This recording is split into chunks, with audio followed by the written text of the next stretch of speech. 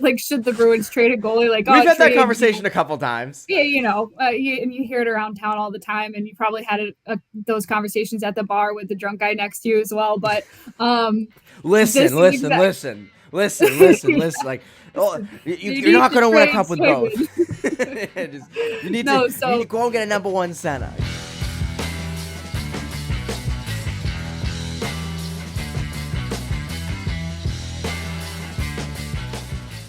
And welcome into the Bruins Beat on CLNS Media. My name is Evan Marinofsky, joined today by Bridgette Proulx. Bridgette, this is your first time on Bruins Beat. Welcome.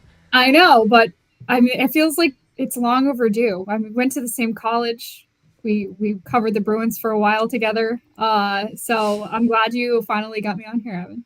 It is a long time coming. It too long. I agree. You should have been on earlier. That's on me. You're UMass. The big thing is the big connection is UMass, right? Like that should be you should have been on like the first episode.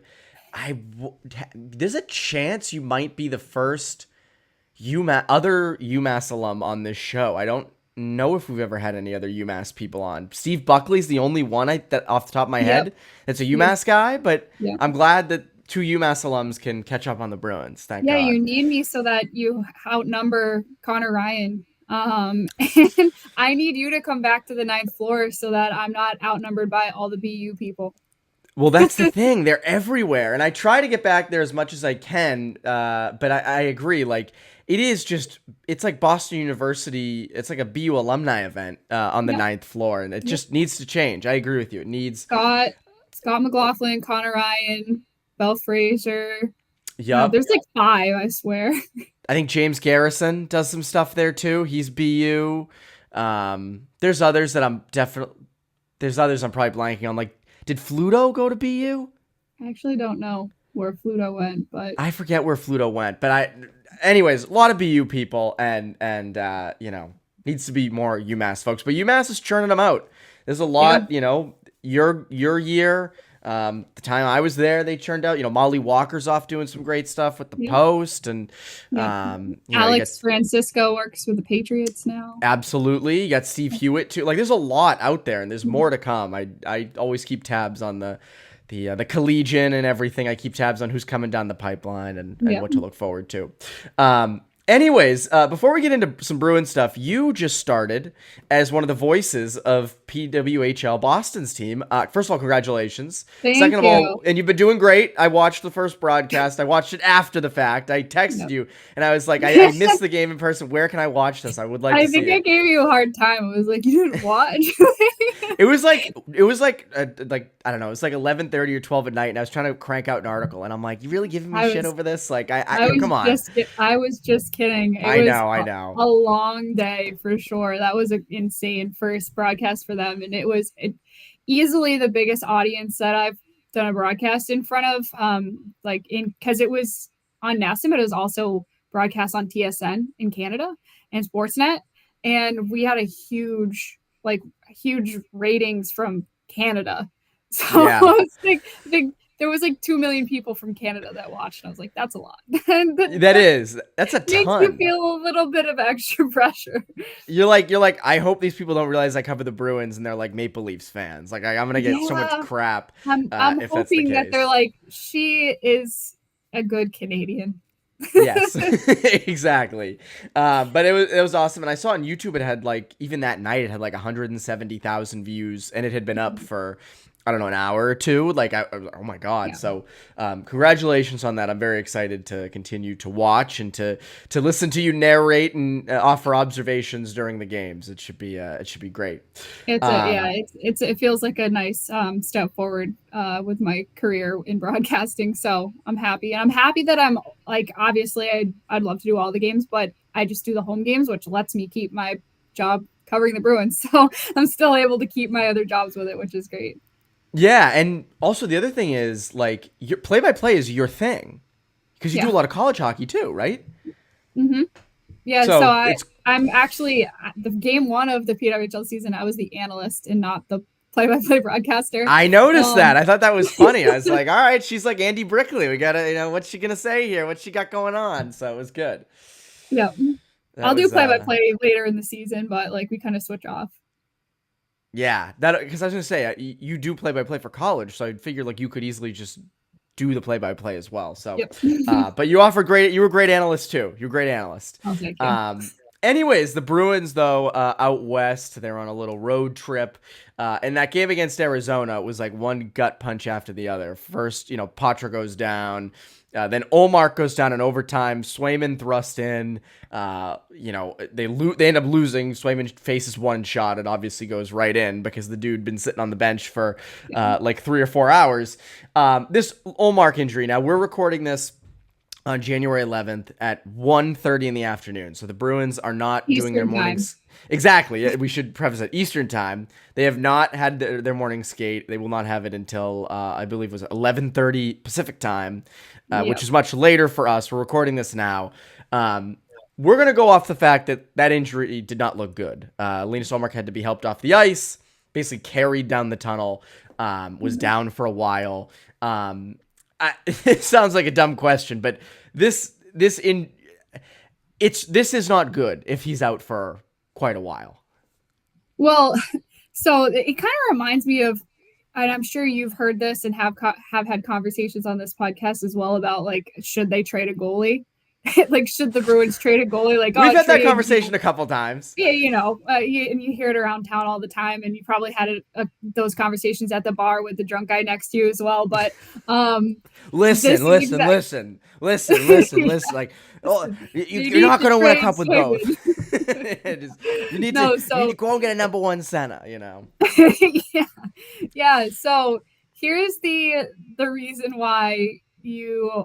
Obviously, it's a huge luxury to have 2 essentially number 1 goaltenders, but it's this fail-safe that's built into the Bruins where a lot of teams just don't have it. And the good news is that even though Ullmark could be out for a while and that injury did not look good, and by the way, Brendan Bussey already got called up, so he flew from Providence to Las Vegas. So that's a good indication that Ullmark is at least out for one game, maybe the rest of the road trip.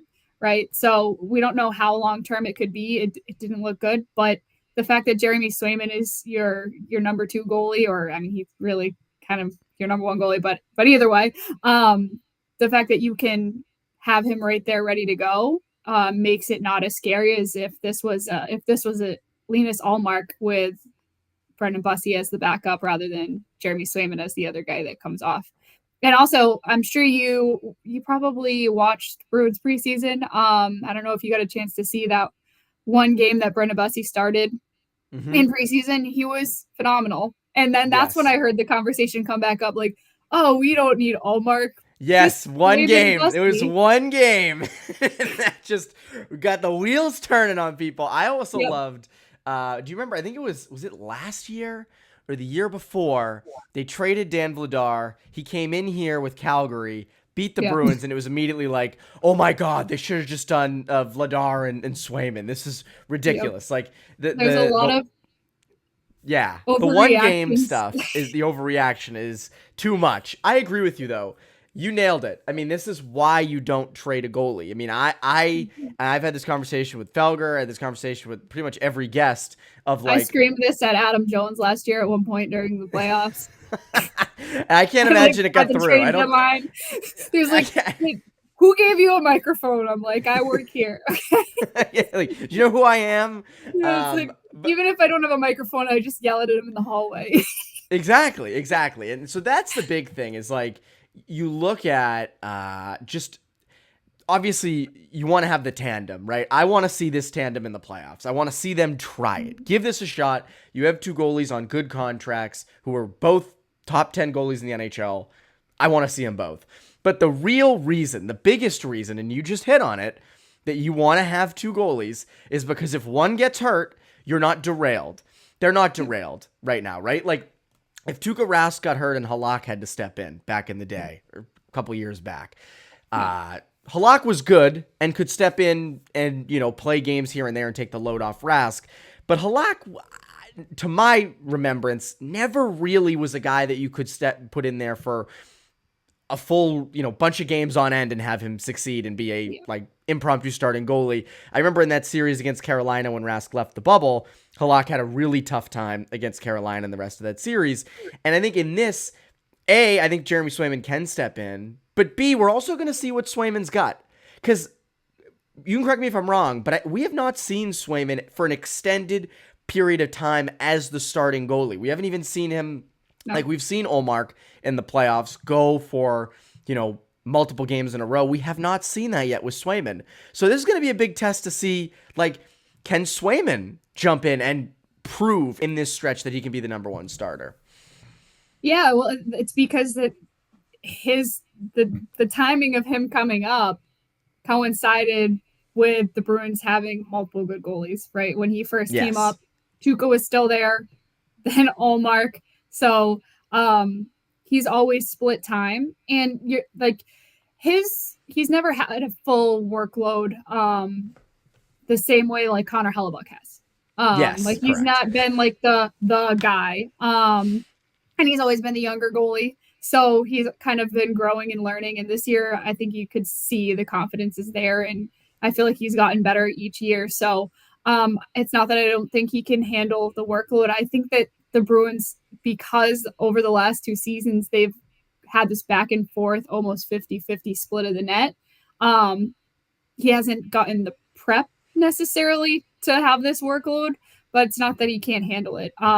Will Brendan Bussey have to come in and play like 40% of the games or 30% of the games if Ullmark is out long-term? Yes. It's not like 100%. They're just going to keep Brendan Bussey on the bench. And I was going through the schedule because we were talking about this on my podcast, the Skate Pod, and we're talking about, okay, we're looking through the schedule. All right. Are you comfortable playing Brendan Bussey against New Jersey? Are you comfortable playing Brendan Bussey against Colorado? We're looking through the schedule, and I'm like, there's too many good teams in a row here that you're going to play, but Brendan Bussey's probably going to get in there for one of them. So, and I know we're kind of burying the lead, or I guess we're kind of talking in the assumption that Ullmark is out long-term, which we don't know for sure yet. But based on how he went off the ice, it kind of looked like maybe a groin injury. It was definitely awkward. And the fact that he wasn't striding his legs at all was the concerning part to me. Currently, I was looking this up this morning. Currently, he's listed as day-to-day, but that's just because they haven't had a chance to officially update anything. It's supposed to come later on today. I haven't seen any Twitter doctors chime in on what they think this is. Usually the Twitter doctors are always like, when someone cracks their leg in half, you'll see someone who's a doctor be like, I think they broke their leg. It's like, oh, thank you. I appreciate that. But I haven't seen anybody weigh in on this. So maybe you have. Yeah. I haven't, so I don't know. I'm not unfortunately, Bridgette, I don't know what you studied at UMass, but I did not study the human body. I assume we probably have very similar degrees. Yes, I would assume we do too. We didn't take any classes that would help us diagnose injuries. In reality, those sports journalism classes, there should be some sort of class that teaches you about injuries and stuff, because maybe we could identify them, oh, that's clearly an ACL, or oh, that's a groin, and we got to go back to UMass and we got to start that course. We'll teach that course, except for we would need a real doctor to be also part of our crew. We would, because we're not qualified at all, not even close. No. I have a business degree from Eisenberg, and my second major was journalism. So you did both? Yeah.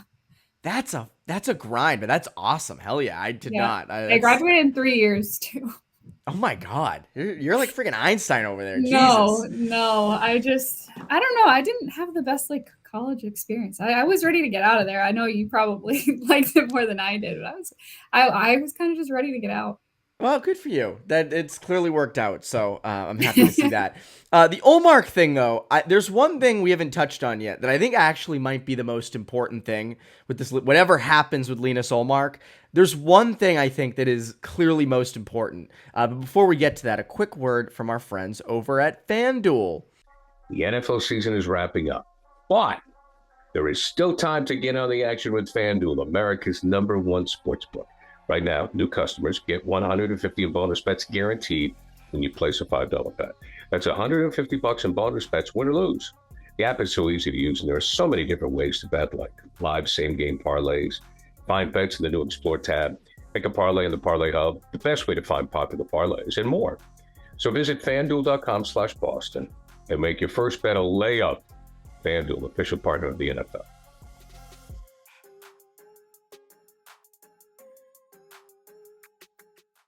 Thank you, Gary Tanguay. Yes, thank you, Gary Tanguay. Melodic voice, incredible voice. And then the HelloFresh commercial comes on with me in it, and it's like, my voice. It's like, it just doesn't hit the same. Do you need a voiceover? If you need a female voiceover, I got you. We'll take it. I'll take that over mine. I'll take that over mine for sure. Anyways, the biggest thing to me with Ullmark, whatever happens, whether he's back after the Vegas game for St. Louis, whether he's out for an extended period of time, my worry is that this becomes a lingering injury, whether it's his groin, whether it's something in his legs, again, it's just speculation, is that this lingers. And even when he comes back, it's not fully healed. It's not like this is like this sounds dumb, but like a broken arm heals and then you can, you're good after that. This obviously is probably different. And my worry is that down the stretch, this hampers him. And obviously you have Swayman there to help out, but you do need both goalies fully healthy to recognize this tandem's potential fully. And that's my biggest worry, is that this becomes a lingering thing for Linus Ullmark, and that, again, down the stretch, it's hurting him. Yeah, I think that pretty much what you're saying means that medical staff is more than likely going to be very conservative in the time frame to get him back in, because you don't want him immediately going and tweaking it again when he comes back. You don't want him playing at 80%. You don't you need to know he has enough time to heal, given if there's enough time in the season for him to complete that recovery process. Because I'm sure Bruins fans think back to the end of last year, where he was reportedly not playing at his 100%. I even asked him about it on breakup day, and he said it wasn't anything worse than stuff he's dealt with in the past, but he was not 100%. And I think after seeing Tuukka play in the playoffs at not 100% and Ullmark have to play at not 100%, then fans are probably saying, take your time, heal it right. And really, it does fall on the goalie to give an accurate representation of where they feel like they're at, because at the end of the day, the doctors can look at your scans and they can know the recovery time, but they have to be honest and really say whether they're 100% or not, because everybody wants to play. I understand that. Everybody's going to say, yes, I'm ready to go, but you need to be able to give your team the best chance of winning. And sometimes it's a fine line between I'm good enough to play, but not 100% ready to play my best. Bruins fans have seen that in the past in the playoffs, and it still haunts most of the fan base. Well, the problem is that, again, they're not honest about it. No one ever is. No one ever will be. And it's also tough, the 100%, no one's 100% by the playoffs. That's one of the other tough things. But I agree with you. To get yourself as close to 100% as possible for the playoffs should be the first priority. The other thing is it's like with Ullmark, they're not going to be honest. That's to me, that's the toughest part. At least I don't mean to sound like they're lying, but they want to play. There's a lore of, oh my God, so-and-so played through these injuries. You can't really do that as a goalie, right? If you're the second line, if you're the second line center, you can do that, right? You can play through a bruised this and a sprained that. You can do that. Who is that? Or if you're Patrice Bergeron, I was gonna say, punctured lung. That's what I was thinking, but that's a little extreme, so I don't want to go that far. It's very extreme. Very extreme. But goaltending, you don't want to be, you cannot be in that position. You got to go with the healthiest guy. And that's one thing that the Bruins have fallen victim to under Cassidy and under Jim Montgomery last year, where they went with the guy who was better in the regular season and maybe better overall, but not the most healthy. And I think you don't want that to be created again, where you're going to the playoffs and Ullmark is at, 55, 60% and Swayman's at 85, 90%, and they're considering Ullmark in that situation. So my hope is that this doesn't linger. You have top 5 goalies in the league. If one's healthy and the other one's not, it should be an easy decision. You're right. It should be a very easy decision. That's why I hope it continues. I hope it is. I hope that they stick with that and they don't. Because again, if you go into the playoffs and you want to use the tandem, right? Because I think we're both on the same page. Use the tandem. Give it a shot. Andrew Raycroft, not on our page, but well, I'm not every surprised. time I talk to Andrew Raycroft, he's always just like, "This is stupid. There's no goalie rotations in the playoffs. This is dumb." I'm like, I know there hasn't been in the past, and obviously he's the goalie, so we respect his opinion on that. But yes, just because it hasn't been done doesn't mean it can't be done. So, well, it's got to start somewhere, and you have 2 top 5 goalies who actually like each other. This isn't like they're rivals. Like the situation seems pretty conducive for this to work, and if it doesn't work, then you tried it, right? Like you didn't try it last year, you were out in the first round. If you try it this year and you're out in the first round again, well, then you tried both things. And again, I'm not making excuses for them because God knows when they do lose in the first round this year, we're going to be ripping them. But to me, I use it. And I get Raycroft's view. I know there's a lot of hockey guys and gals who are against it. I get it because it's not inherent. It's not what people know. It's not the typical thing, but sometimes you do have to go against the grain. If it's been your advantage in the regular season, then it could be your advantage in the postseason. And that way, when you are switching goaltenders, it's not a mental, it's not a psychological thing. Like, oh, I played bad, I'm coming out. It's like, no, it was scheduled that way. You're not losing confidence from changing guys. Whereas, Swayman's coming in in last playoffs, coming in cold, not playing the first part of the series besides 5 minutes after Ullmark got in a fight that one game. That's right. I forgot about that. Oh my God. Those were the days. He really hadn't played at all. And then you put him in a really tough situation in game 7. And it, once again, that psychologically affects goalies. But if they're happy with a rotation, then coming out doesn't feel as, deflating as it's not a statement about you playing poorly. This is just how we're doing it. So, but also if someone's hot, you want to ride them. It's definitely a weird line. And poor goalie Bob Asenza, the Bruins goalie coach, I feel like Montgomery threw him under the bus last year with some of the comments oh, well, we listened to him. It's like, you're the head coach. You probably should have also thought about it. But I understand they trust Bob Asenza a lot, so they put a lot of weight in what his decision would be. It's something, and that makes sense. Goalie Bob's been around forever. He clearly knows what he's doing and has a finger on the pulse. Goalie Bob may be the best goalie coach in the world. He's very well liked and respected, and he handles a lot of prospects, from young prospects to, Jordan Bennington as the trophy winners. Anyways, I want to touch on this a little bit more. But before we do that, a quick word from our friends over at HelloFresh. Quick break in the action to tell you about our delicious friends over at HelloFresh. With HelloFresh, you get farm fresh, pre-portioned ingredients and seasonal recipes delivered right to your doorstep. Skip trips to the grocery store and count on HelloFresh to make home cooking easy, fun, and affordable. That's why it's America's #1 meal kit. A crazy schedule can make it easy to fall back into your dinner time recipe rut, but keep mealtime exciting with over 40 recipes to choose from every week. There's always something delicious to discover with HelloFresh. Turn to HelloFresh Market for yummy add-ons and enjoy the season's limited time fall flavors lineup. It's that time of year, right? Things get you in the mood, like apple cider cake with caramel sauce. All the ingredients come fresh, from the crushed tomatoes to the Italian chicken sausage mix to the Parmesan cheese. It's delicious, and I feel like a chef when I'm doing it. What's better than that? And this is a busy time of year for me with hockey starting up. I don't always have a ton of time, so this recipe makes it quick to enjoy something amazing. So join in on the fun. Go to HelloFresh.com/50Bruins and use code 50Bruins for 50% off plus free shipping. Again, go to HelloFresh.com/50Bruins and use code 50Bruins for 50% off plus free shipping. HelloFresh, America's #1 meal kit. Now, back to the show. Good job, Evan. That was well done. It's phenomenal. You might have a career in it.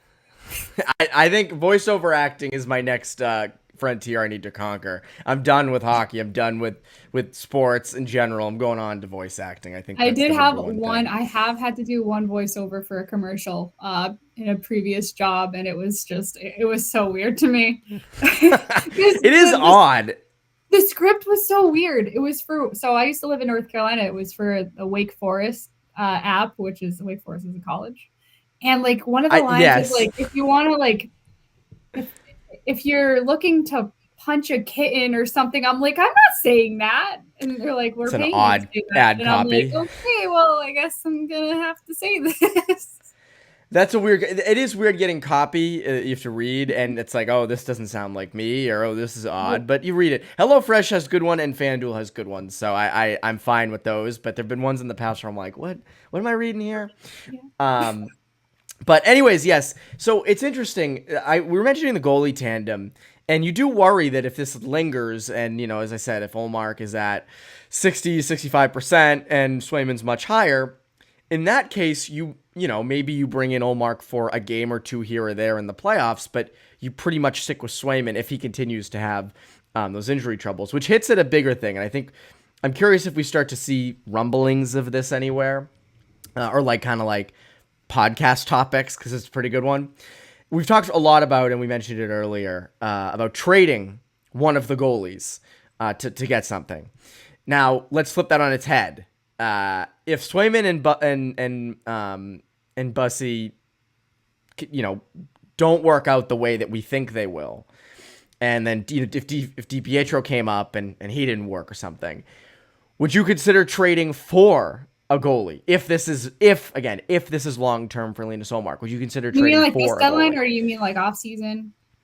I'll say this season, like deadline type thing. Would you trade for a depth goalie? No. Agreed. There's no reason. No. I'm shooting down my own point, but no, there's no reason to. This would be more. It's a great topic for people who are fine being on the wrong side of the stupid side and arguing that side. But no, think about the needs that they have. You're in need of a top 6 forward, or at least a middle 6 forward, as your bigger priority. If Swayman gets hurt, then we might be having a different conversation. If both your top 2 players are hurt, and at that point in time, are you even buyers at the deadline? Like, what are your real hopes of winning a Stanley Cup if both your top 2 goalies are gone? If they're both injured, which let's knock on some wood and I was gonna say, so people are gonna be angry that you put that into the universe. But I also just go back to, like, you mentioned their bigger needs. A, B, you don't want to keep giving up future assets. And if you were, and again, we're just shooting this down because I think we're gonna start to see people on social media and in other kind of avenues mentioning this.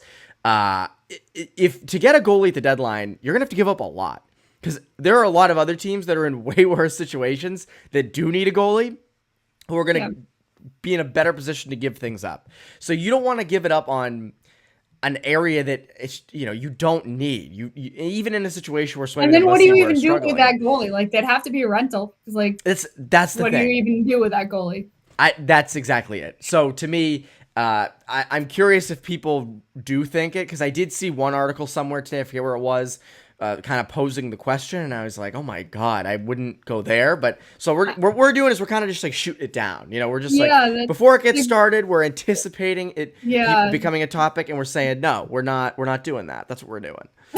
No, because guess what? The Bruins are one of the teams that have the luxury of having internal solutions rather than needing to go out and get one externally. So you have Jeremy Swayman as the number one internal solution. And Brendan Bussy could be a good goalie as well. He's coming out of college. He's so far in Providence had a really good career in the AHL. And in the time we saw him in the preseason, he made some highlight reel saves that even NHL goalies wouldn't have made a few of them. So I think Bussy is a good internal solution for the backup.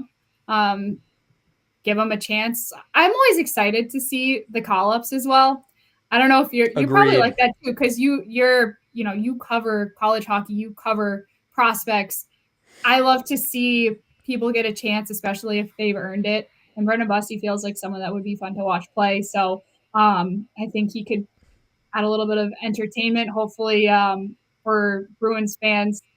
He gives them something to cheer about, and the conversations go away. Because if he plays well in the games that he comes in, then those conversations probably die out that you're mentioning, Evan. Like, there's no need to even have those conversations.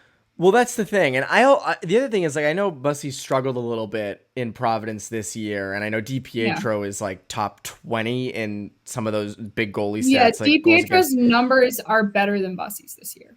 Yes. So I am curious, but again, I agree. Bussy gets the first crack at being the backup temporarily, so I'm fine with that. And DiPietro has played a few NHL games, but it's not a lot. Yeah. So again, I'm fine with what they're doing. And I think they have as you said, they have the things internally. And the biggest thing, I want to see Swayman as the number one guy. I want to see it. And we mentioned it earlier. I want to see how he takes the reins on this, how they use him, how he does if he has to play 3 or 4 games in a row. Because again, like I always go back to like his time at Maine. Like he was peppered all the time. Oh, man. They used him in every game. I know college schedules are so much different, but still, I do think Swayman's personality, his makeup, his style is suited to play a lot. So I am fascinated with these next couple of games and this next stretch to see him sort of take ownership of the net. He's a competitor.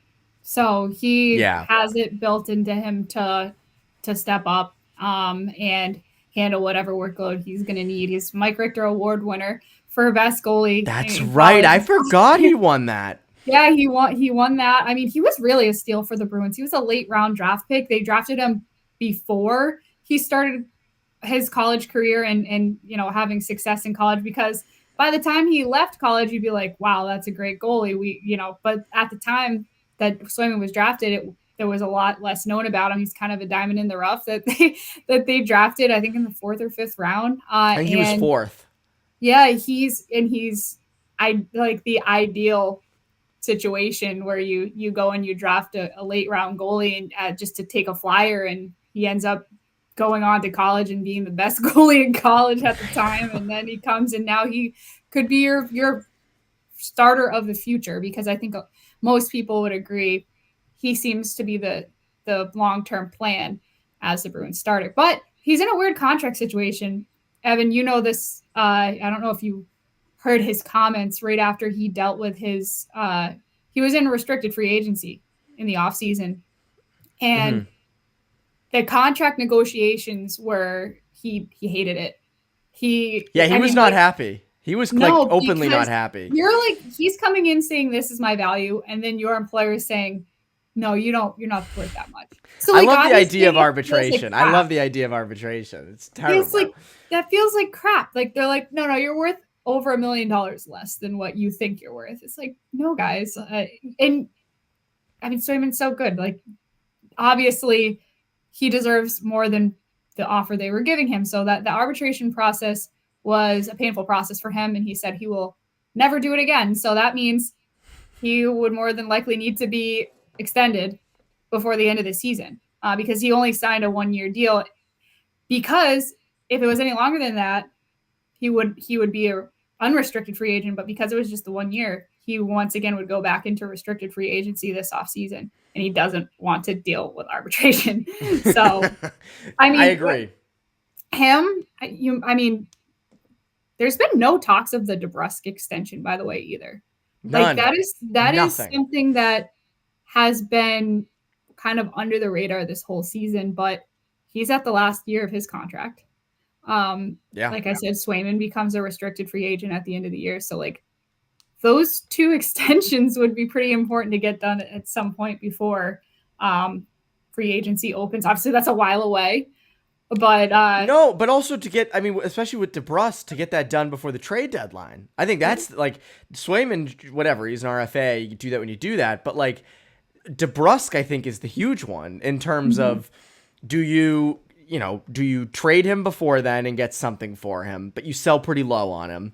Do you wait it out and keep him through the deadline and see what he gives you and then let him hit unrestricted free agency? Or do you extend him now and maybe do it a little bit cheaper than you would if he was succeeding, but you're also, that's a big bet on someone who's been very inconsistent. That's a very hard situation for them that they're in terms of that. Because I don't think there's a clear answer. My guess is, if I was a betting man, if I was guessing, they hold on to him as sort of like, he's a fairly reliable top 6 winger. We'll see what we get. And then when unrestricted free agency hits, if they're, if they can come to an agreement, great. If they can't, then he's gone. But I think they're going to go the Krug route, but they're going to give him some offer at the end. Whereas with Krug, they pulled the offer. So that would be my guess. I didn't like the Krug route.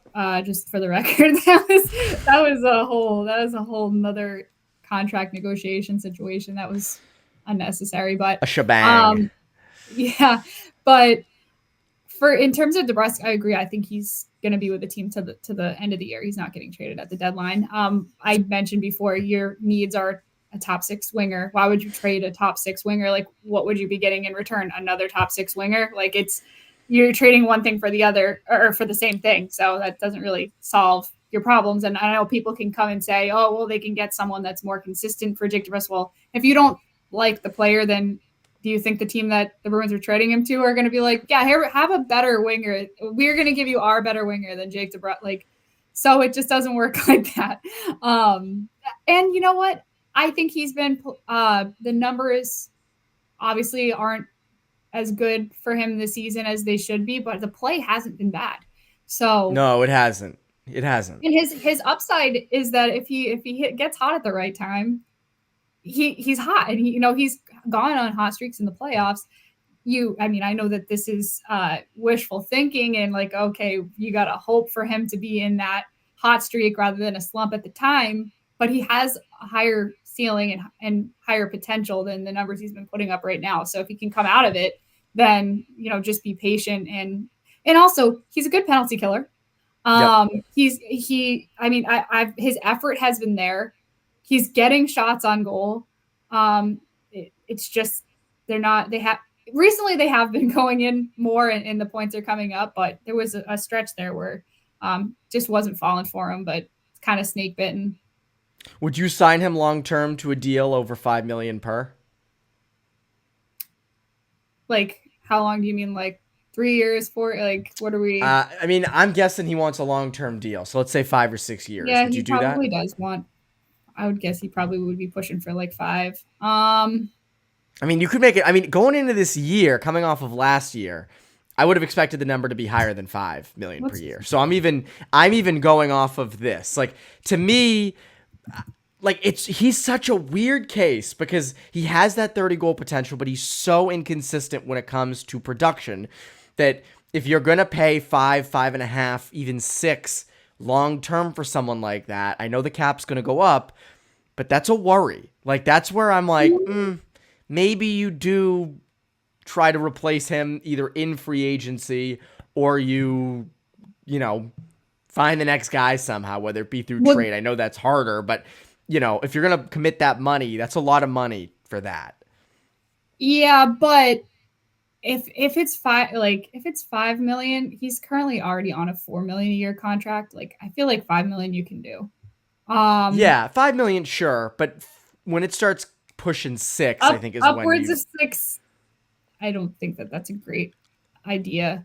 And also, he hasn't made a great case for himself this season. He had an ability this year in a contract year to run the price up, and that's not Correct. What's happened. So the Bruins are, if they were intending on extending him all along, you don't like that his numbers aren't as good, but you're potentially going to get a better deal out of it if you have faith in the player, that the player over the next, say, 5 seasons, if that's what they agree on, is going to play up to or better than a $5 million a year contract. And by the way, usually the longer term deals, when you look at them at the end of the contract, you're like, that was actually a steal, because it seems high in the first year or two, but then you look back in year 5 and you're like, oh wow, we have this person for way less than some other wingers that are comparable or lesser than our winger. Like, even the Pasternak deal we could look back on, it's a huge number, obviously, but at the end of that deal, you could be thinking, oh yeah, he's easily worth that. Like, that's because other guys will have signed new contracts that are going to be higher, and you're going to be like, that was a good deal. Yeah, and the cap's going to go up, and look at you can look at Crosby and Ovechkin's number. I know Crosby always wanted to make 8.7 million because it's his number, but like a lot of guys, like those contracts that were huge at the time, as time goes along, you look back like when it's the end of the deal on the cap, it doesn't look as bad, but you don't want to be hampered down by that. I think that's the biggest thing. By the way, not to change subjects quickly, but to change subjects quickly, you know whose contract looks pretty damn good right now? Charlie Coyle. That number looks real good for what, and again, I know that the production has been spotty in the last couple of years, but for what you've asked of him this year, for what you've needed out of him, what he's been able to contribute at 5.25 million per, is pretty damn good. And I know that I feel like he's universally liked right now because the great two-way play pairs great with the points. He's a likable person. That's a big part of it. Yeah, he's yes. He's just like so nice. It's kind of crazy, and he's local, and he just has such a great attitude, and that's why you see him be able to adapt and take on this top center role or top two center role with the Bruins, depending on what line you want to call the first line. I guess right now it's that Zacha, Geekie, Pastrnak line. But obviously a line with Marchand on it kind of also feels like a first line. So no, Charlie Coyle, think about what they gave up to get him. Like Ryan Donato. That's right. It goes down as one of those great moves made by Don Sweeney because he fits the Bruins character for sure. They needed a center. He's a big body. He kills penalties so well. He's an all-around good player. Happy to see that because there were some people that were a little bit harsh on him last year. Oh, can he be a number one or number two center? Because he had been the number three center here in Boston. A lot of people were skeptical. Maybe he couldn't, but he's shown this season that he has a skill set to do it. And I think he's had some really good stretches this year. And you know what else was a good signing center-wise, which even though now he's playing as a wing currently, Pavel Zacha was another sneaky good move by Don Sweeney to just trade Erik Haula, a guy that didn't necessarily have the perfect fit in Boston, for Pavel Zacha, who didn't have the perfect fit in New Jersey. And they both get new, fresh slates, and Pavel Zacha has been great. He's been a top 6 player for you since you got him. And I also think when it comes time for the playoffs, I've liked Zacha on the wing. I know he was great last year on the wing at times. I still think, though, when it comes to the playoffs, you do need Zacha Coyle down the middle. I know Geekie's fit in great. So, again, that could change. I'm coming around on Geekie. I'm like really coming around. No, I am too. I am too. I'm not quite there yet in terms of I think I'd rather Zacha down the middle. The other thing is, when it comes to the playoffs and things get more physical and, it's more matchup based. Do you move Geekie back to be on the right side of Patra as sort of a bigger body who fits there? I don't know. It's something to think about. But Zacha's worked on both the wing and center. So, again, it goes back to what you said. You can't be angry at it. It's been a good signing, and he's given you value. And he does a few things that other players on that line, whether it be a winger or a center, don't do, which is he's a big body. He can't be moved off the puck very easily. And also something that you notice more and more the longer that line is together is he just knows that Pastrnak is such a great playmaker, and so is Zacha, that if he just gets enough space, if he gets open enough, Pasta will make the pass and will make the play, and he'll just have an easy tap in goal. Like if he's open, he's playing with two guys that can get him the puck. So he's been the beneficiary of playing on a line with really high-skilled, talented players. And one of the observations I've had recently is that he's sneaky smart. Like his intelligence, yes. Yeah. I think I'm starting to think that just kind of getting a chance to talk to him after the game, as well as kind of how he conducts himself during the game, that he's actually a very intelligent person. And that helps when he's adapting to situations where he's moving from wing to center and learning how to play with new line mates on a completely different team that he played for. I'm starting to see that he's a very smart hockey player as well as just a smart person. The high hockey IQ. It never hurts. And when you're up in the top 6, it's a good thing. Anyways, Bridgette, this has been a blast. I'm very happy that we finally had you on, and you will certainly be on again. Before you go, what can people look forward to from you? What should they be on the lookout for? So next big thing is I'll be broadcasting the Women's Bean Pot. So that'll be fun. Yep. I've been in meetings all week, and I have a coach's interview after this. But yeah, Women's Bean Pot on Nesson, January 16th, and then January 23rd at TD Garden. So that'll be my first ever broadcast at an NHL rink. It's the first time the women have been playing the championship game at TD Garden. So I'm a little bit excited and nervous at the same time for that. We have a great crew. So Sophia Yurkskovich is going to host our intermission. And then that's awesome. I'm doing play-by-play. My broadcast partner is Sunny Watrous, and then Natalie Norrie is rinkside. If anybody's heard of any of them, they probably know that those are all really qualified, talented women that we're having an all-female broadcast. It's going to be it's something we're all looking forward to a lot. So that'll be awesome, and you'll be the leader doing play-by-play. So don't say it like that, Evan. That's gonna put the pressure back on. No, we're putting the pressure. Oh, are you kidding me? We're gonna put so mumuch pressure on you. Oh my God. No, I'm just one of the team. That is. We'll tweet clips of like there'll be like a second of dead air. I'm like, why was there dead air? What? Yeah, you should Bridgette, be talking right now. Come on. I'm excited for it. I've seen comments from our first PWHL broadcast, and I'm like starting to realize, okay, well, I've taken this like step up in my career that like I'm getting more exposure, but it comes with more comments. Don't look at the comments. Sometimes don't read the YouTube comments. No, never do that. Sometimes I'll look at the ones on these, and I